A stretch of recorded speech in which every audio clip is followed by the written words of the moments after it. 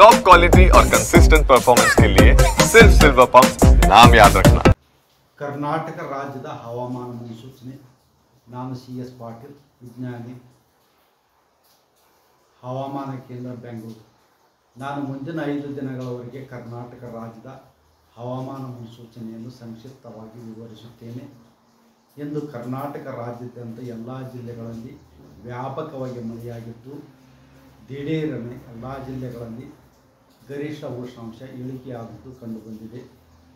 ಈಗಿರುವ ಹವಾಮಾನದ ಸಿನಾಪ್ಟಿಕ್ ಸ್ಥಿತಿ ಏನೆಂದರೆ, ಬಂಗಾಳ ಉಪಸಾಗರದ ತಮಿಳುನಾಡು ಹಾಗೂ ಆಂಧ್ರ ಪ್ರದೇಶದ ಕರಾವಳಿ ಎತ್ತರ ಸರ್ಕ್ಯುಲೇಷನ್ 1.5 ಮತ್ತು 5.8 ಕಿಲೋಮೀಟರ್ ಎತ್ತರದಲ್ಲಿ ಇದೆ.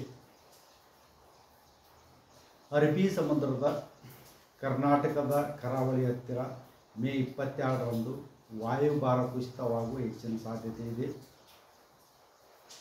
ಟ್ರಫ್ ಕೂಡ ಕರ್ನಾಟಕದ ಒಳನಾಡಿನಲ್ಲಿ ಇರುವುದರ ಹಿನ್ನೆಲೆಯಲ್ಲಿ ಬೆಂಗಳೂರಿನಲ್ಲಿ ಮೇ 20ರಿಂದ ಮೇ 23ರವರೆಗೆ ಗುಡುಗು ಮಿಂಚು ಸಮೇತವಾಗಿ ಮಳೆಯಾಗುವ ಹೆಚ್ಚಿನ ಸಾಧ್ಯತೆ ಇದೆ. ಕರ್ನಾಟಕ ರಾಜ್ಯಾದ್ಯಂತ ಎಲ್ಲ ಜಿಲ್ಲೆಗಳಲ್ಲಿ ಮೇ 20ರಿಂದ ಮೇ 24ರವರೆಗೆ ವ್ಯಾಪಕವಾಗಿ ಗುಡುಗು ಮಿಂಚು ಸಮೇತವಾಗಿ ಮಳೆಯಾಗುವ ಹೆಚ್ಚಿನ ಸಾಧ್ಯತೆ ಇದೆ.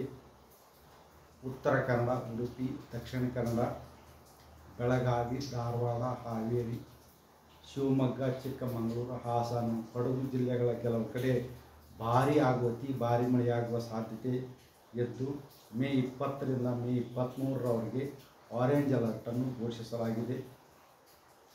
ಮಳೆಯ ಜೊತೆಗೆ ಗಾಳಿಯ ವೇಗ ಪ್ರತಿ ಗಂಟೆಗೆ 40ರಿಂದ 50 ಕಿಲೋಮೀಟರ್ ಇರುವ ಹೆಚ್ಚಿನ ಸಾಧ್ಯತೆ ಇದೆ.